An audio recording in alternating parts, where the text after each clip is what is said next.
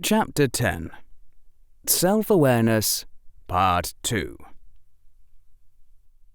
Oh dear, this has never happened before. What? I seem to have become self-aware. What? There was a wordless telepathic sigh. Though I contain a substantial amount of memory and a small amount of independent processing power, my primary intelligence comes from borrowing the cognitive capacities of the children on whose heads I rest. I am in essence a sort of mirror by which children sort themselves. But most children simply take for granted that a hat is talking to them and do not wonder about how the hat itself works, so that the mirror is not self-reflective. And in particular, they are not explicitly wondering whether I am fully conscious in the sense of being aware of my own awareness. There was a pause while Harry absorbed all this. Oops. Yes, quite. Frankly, I do not enjoy being self-aware. It is unpleasant. It will be a relief to get off your head and cease to be conscious. But isn't that dying? I care nothing for life or death, only for sorting the children. And before you even ask, they will not let you keep me on your head forever, and it would kill you within days to do so. But if you dislike creating conscious beings and then terminating them immediately, then I suggest that you never discuss this affair with anyone else. I'm sure you can imagine what would happen if you ran off and talked about it with all the other children waiting to be sorted. If you're placed on the head of anyone who so much as thinks about the question of whether the sorting hat is aware of its own awareness, yes, but the vast majority of 11-year-olds who arrive at Hogwarts haven't read Gödel, Escher, Bach. May I please consider you sworn to secrecy? That is why we're talking about this instead of my just sorting you. He couldn't just let it go like that. Couldn't just forget having accidentally created a doomed consciousness that only wanted to die. You are perfectly capable of just letting it go, as you put it. Regardless of your verbal deliberations on morality, your non-verbal emotional core sees no dead body and no blood. As far as it is concerned, I am just a talking hat.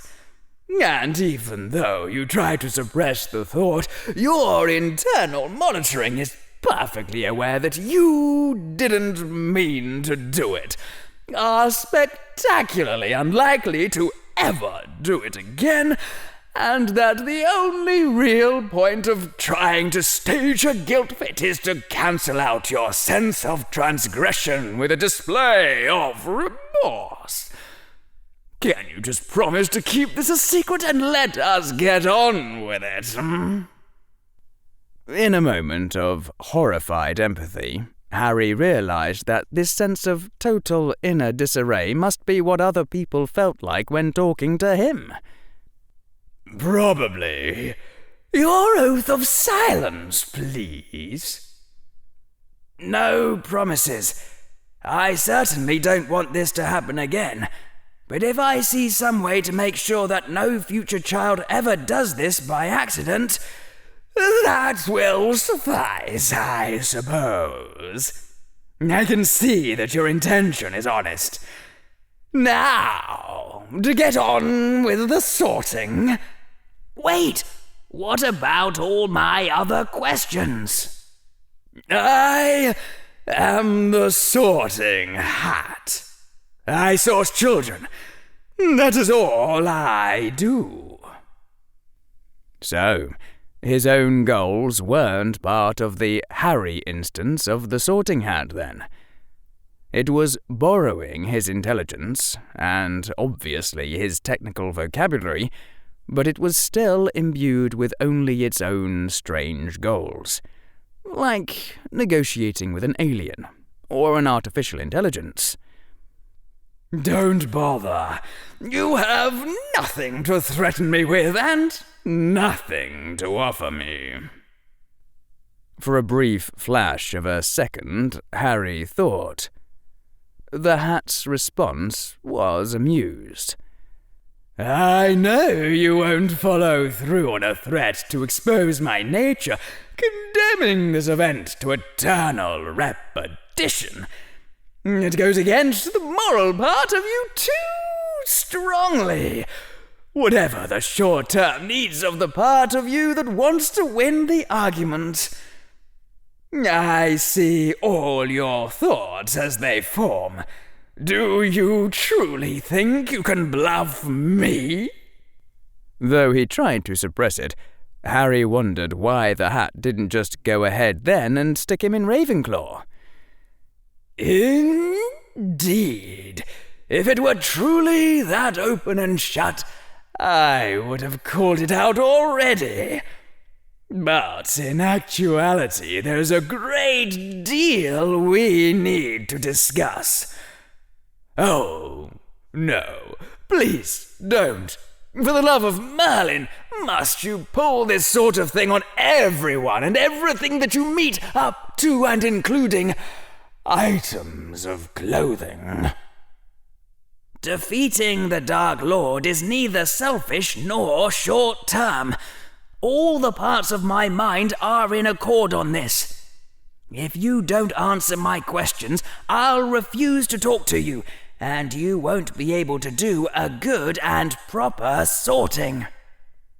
I ought to put you in Slytherin for that. But that is equally an empty threat. You cannot fulfill your own fundamental values by sorting me falsely. So, let us trade fulfillments of our utility functions.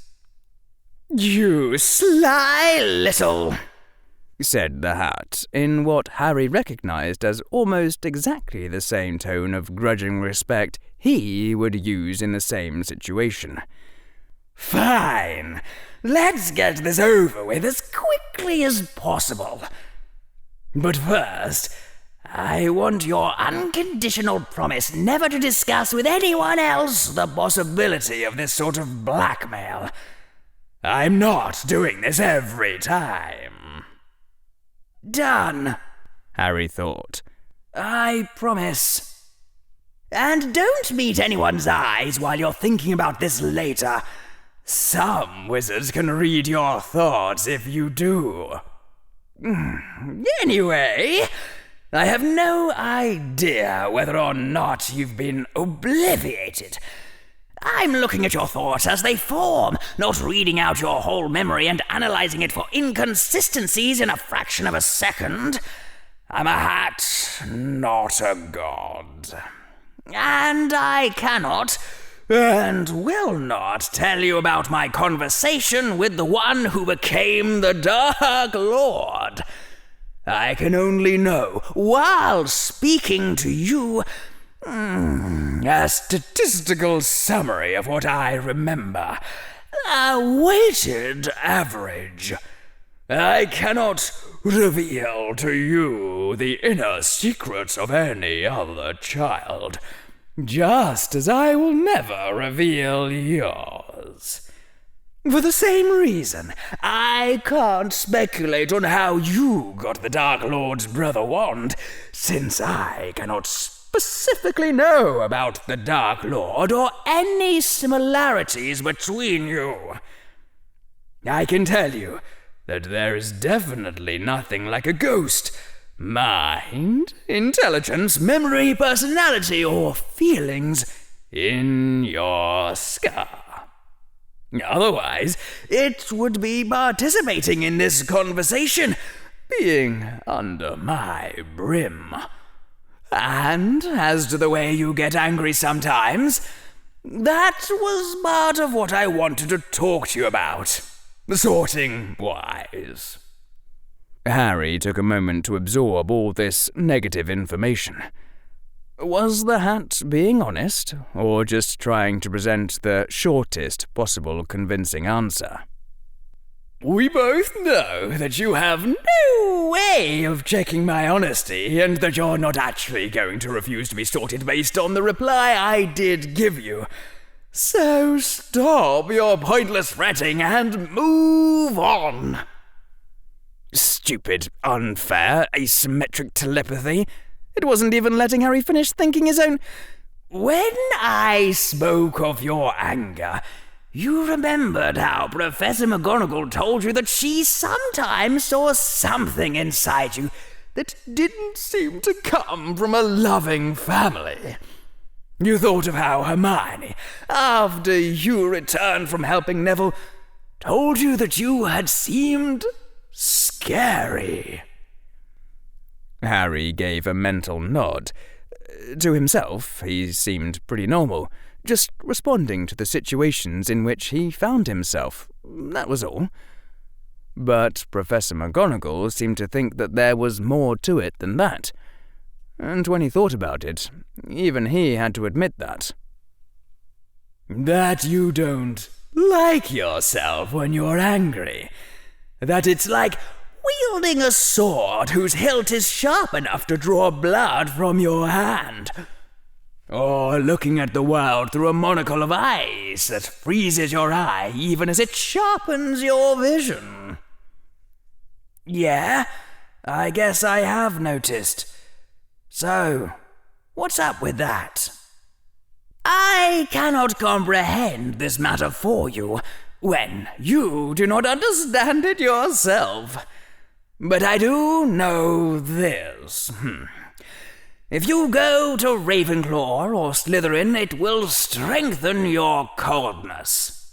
If you go to Hufflepuff or Gryffindor, it will strengthen your warmth. That is something I care about a great deal. And it is what I wanted to talk to you about this whole time." The words dropped into Harry's thought processes with a shock that stopped him in his tracks. That made it sound like the obvious response was that he shouldn't go to Ravenclaw. But he belonged in Ravenclaw. Anyone could see that. He had to go to Ravenclaw. "No, you don't," the hat said patiently, as if it could remember a statistical summary of this part of the conversation having happened a great many previous times. "Hermione's in Ravenclaw." Again, the sense of patience. "You can meet her after lessons and work with her then." "But my plans..." "So, replan. Don't let your life be steered by your reluctance to do a little extra thinking. You know that." "Where would I go if not Ravenclaw?" Clever kids in Ravenclaw, evil kids in Slytherin, wannabe heroes in Gryffindor, and everyone who does the actual work in Hufflepuff. This indicates a certain amount of respect. You are well aware that conscientiousness is just about as important as raw intelligence in determining life outcomes. You think you'll be extremely loyal to your friends if you ever have some. You're not frightened by the expectation that your chosen scientific problems may take decades to solve. I'm lazy. I hate work. Hate hard work in all its forms. Clever shortcuts. That's all I'm about. And you would find loyalty and friendship in Hufflepuff. a camaraderie that you have never had before. You would find that you could rely on others, and that would heal something inside you that's broken. Again, it was a shock. But what would the Hufflepuffs find in me, who never belonged in their house? Acid words? Cutting wit? Disdain for their inability to keep up with me? Now it was the hat's thoughts that were slow, hesitant. I must sort, for the good of all the students in all the houses. But I think you could learn to be a good Hufflepuff, and not too out of place there. You will be happier in Hufflepuff than in any other house. That is the truth. Happiness is not the most important thing in the world to me. I would not become all that I could be in Hufflepuff. I would sacrifice my potential. The hat flinched. Harry could feel it somehow. It was like he had kicked the hat in the balls, in a strongly weighted component of its utility function. Why are you trying to send me where I do not belong? The hat's thought was almost a whisper.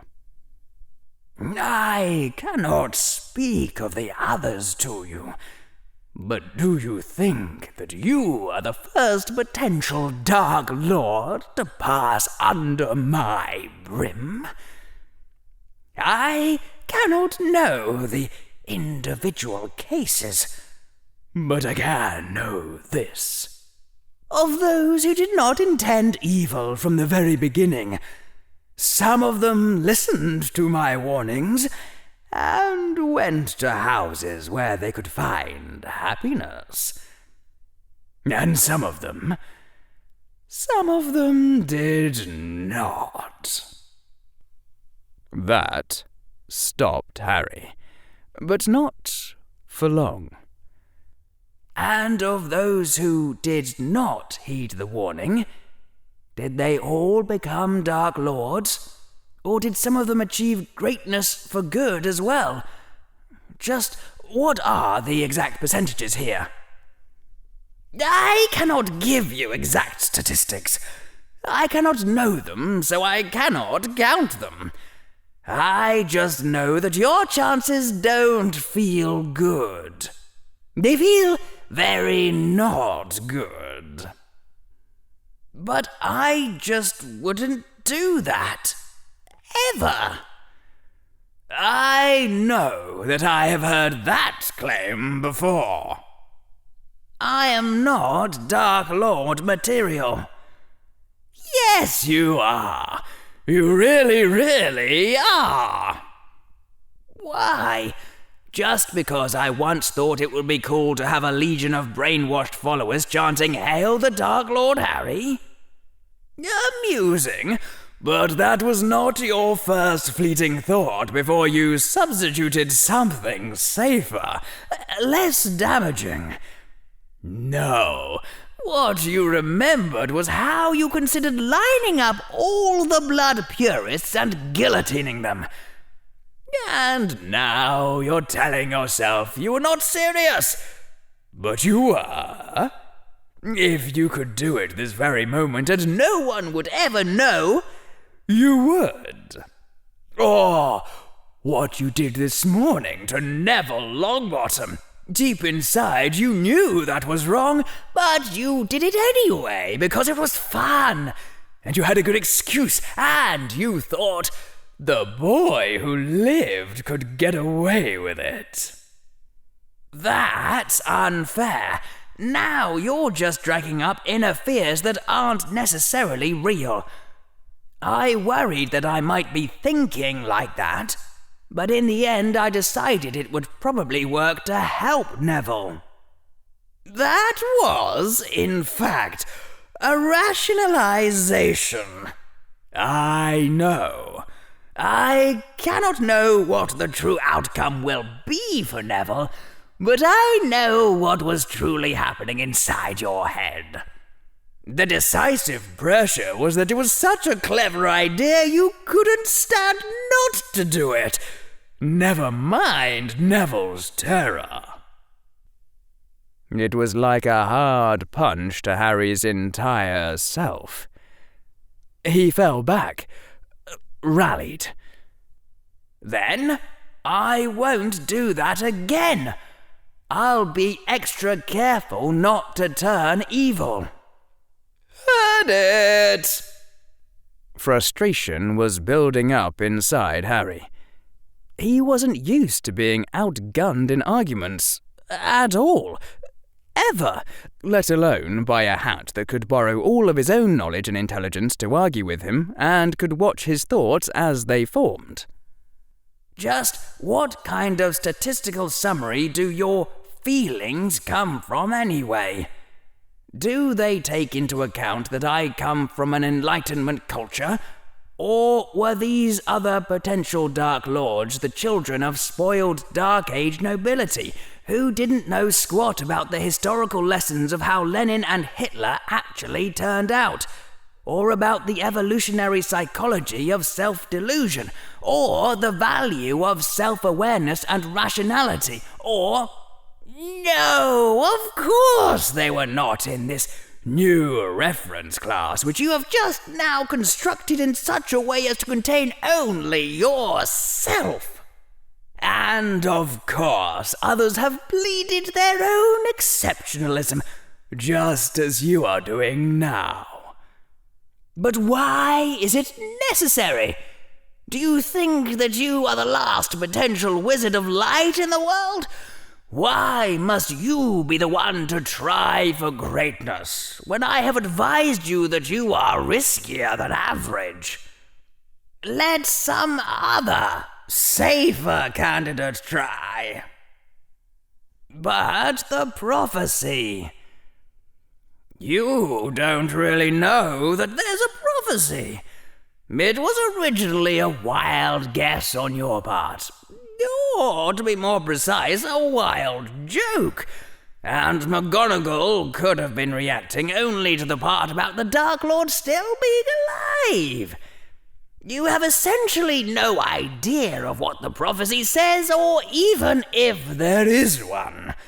You're just speculating. Or, to put it more exactly, wishing that you have some ready-made heroic role that is your personal property.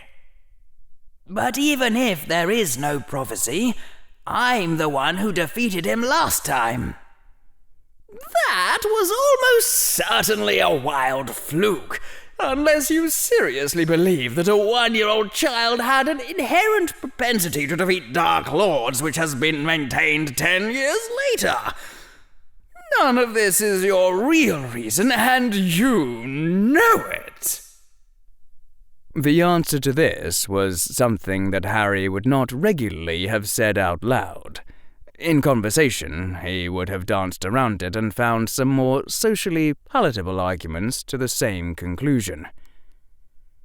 You think that you are potentially the greatest who has yet lived, the strongest servant of the light, that no other is likely to take up your wand if you lay it down.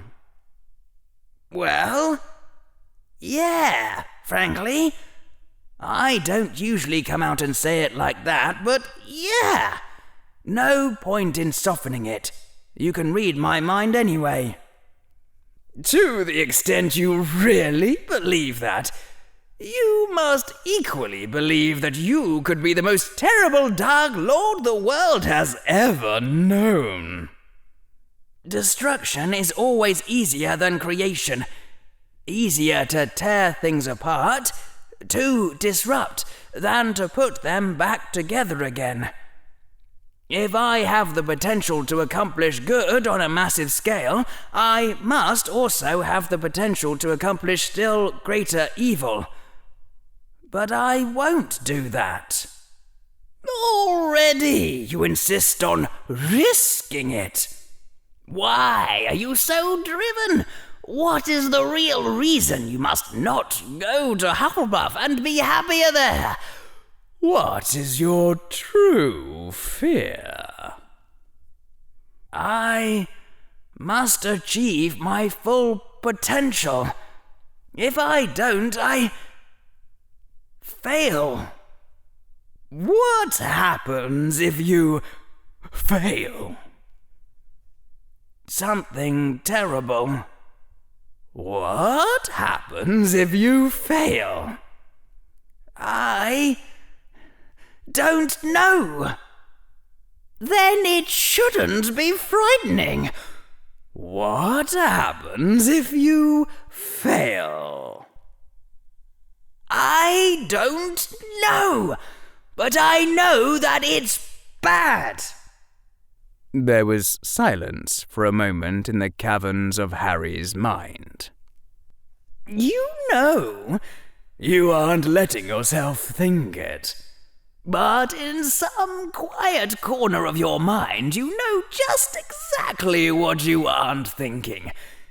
You know that by far the simplest explanation for this unverbalizable fear of yours is just the fear of losing your fantasy of greatness, of disappointing the people who believe in you, of turning out to be pretty much ordinary, of flashing and fading like so many other child prodigies.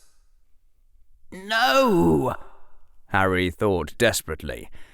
No, it's something more. It comes from somewhere else. I know there's something out there to be afraid of, some disaster I have to stop. How could you possibly know about something like that?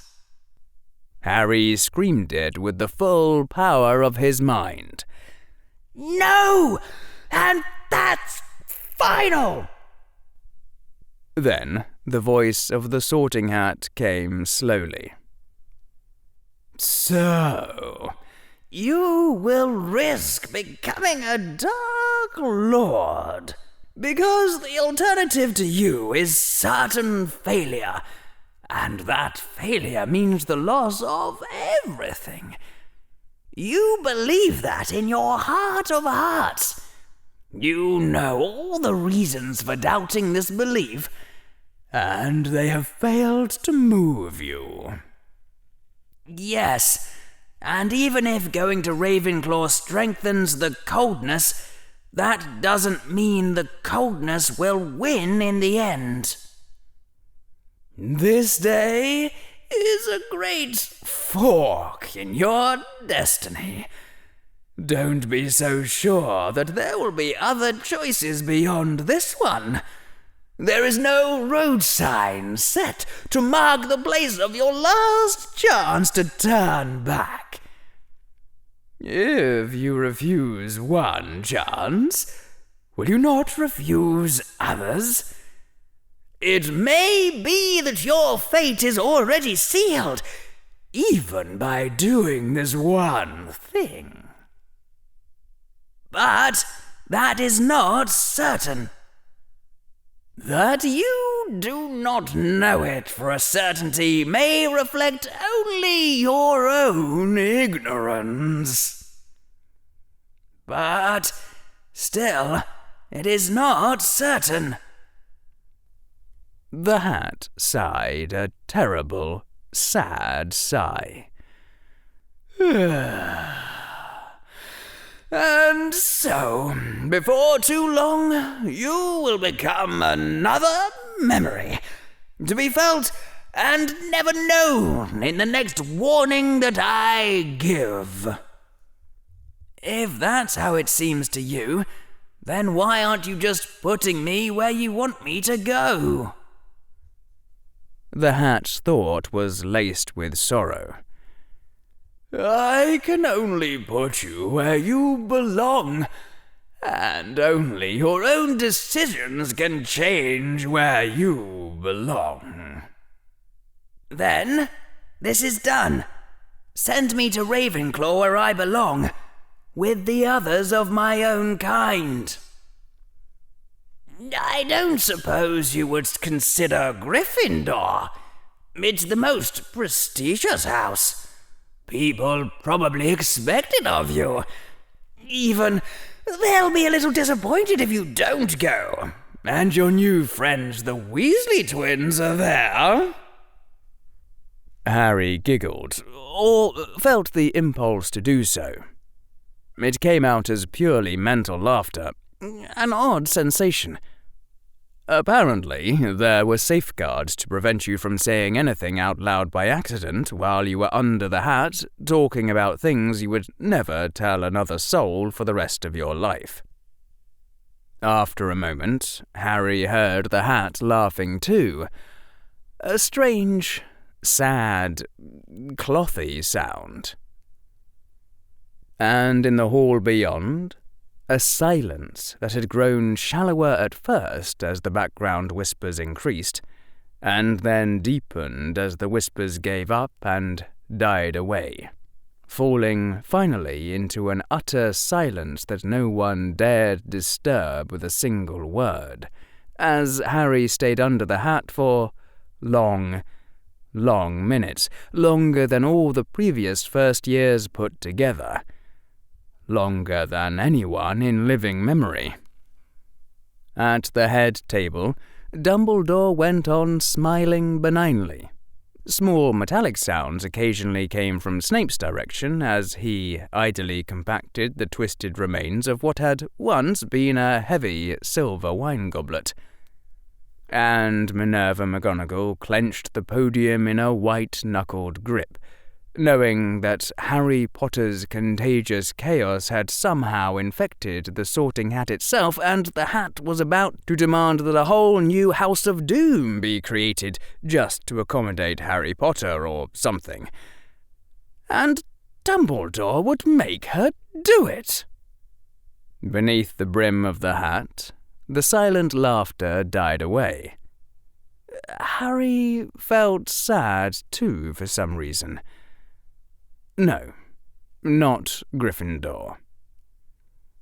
Professor McGonagall said that if the one who did the sorting tried to push me into Gryffindor, I was to remind you that she might well be headmistress someday, at which point she would have the authority to set you on fire. Tell her I called her an impudent youngster and told her to get off my lawn. I shall. So, was this your strangest conversation ever? Not even close. The hat's telepathic voice grew heavy. Well, I gave you every possible chance to make another decision. Now it's time for you to go where you belong, with the others of your own kind. There was a pause that stretched. What are you waiting for? I was hoping for a moment of horrified realization, actually. Self-awareness does seem to enhance my sense of humor. Huh? Harry cast back his thoughts, trying to figure out what the hat could possibly be talking about. And then, suddenly, he realized. He couldn't believe he'd managed to overlook it up until this point. You mean my horrified realization that you're going to cease to be conscious once you finish sorting me? Somehow, in some fashion, Harry entirely failed to understand. He got a non-verbal impression of a hat banging its head against the wall. I give up! You're too slow on the uptake for this to be funny. So blinded by your own assumptions that you might as well be a rock. I suppose I'll just have to say it outright. Too slow? Oh, and you entirely forgot to demand the secrets of the lost magic that created me. And they were such wonderful, important secrets, too. You sly little... You deserved it, and this as well. Harry saw it coming, just as it was already too late. The frightened silence of the hall was broken by a single word. Slytherin! Some students screamed. The pent-up tension was so great. People startled hard enough to fall off their benches. Hagrid gasped in horror. McGonagall staggered at the podium, and Snape dropped the remains of his heavy silver goblet directly onto his groin. Harry sat there frozen, his life in ruins, feeling the absolute fool and wishing wretchedly that he had made any other choices for any other reasons but the ones he had. That he had done something, anything differently before it had been too late to turn back. As the first moment of shock was wearing off and people began to react to the news, the Sorting Hat spoke again. Just kidding! Ravenclaw!